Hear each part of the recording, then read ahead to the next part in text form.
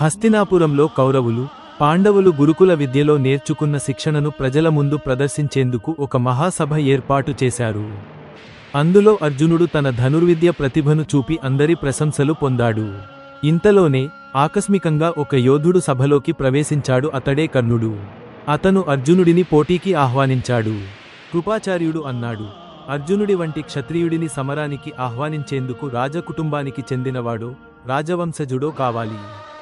అప్పుడే దుర్యోధనుడు వెంటనే స్పందించి ఇలా అన్నాడు, ఏమంటివి కృపాచార్య, ఇతడు సూర్యపుత్రుడని అంటావా? వంశం తెలియదంటావా? అందుకే యోధుడై అర్జునుడిని ఎదిరించేందుకు అర్హత లేదంటావా?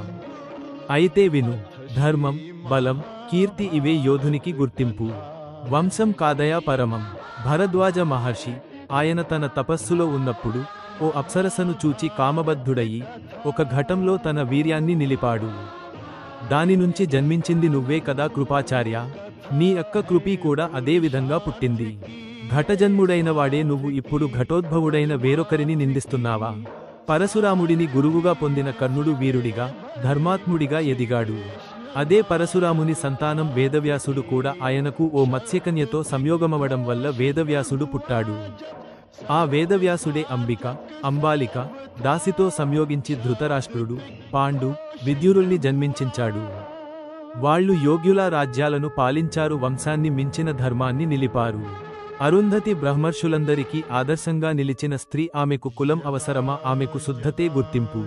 ఇప్పుడు కర్ణుడు సూర్యుని సంతానం, ధైర్యానికి మరో రూపం, ధర్మానికి ప్రతిరూపం, యుద్ధంలో సమాన్ని కానిది కానివాడు.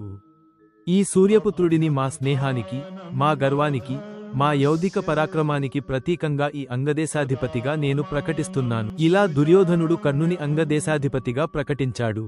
అందువల్ల అతనికి యుద్ధానికి అర్హత లభించింది.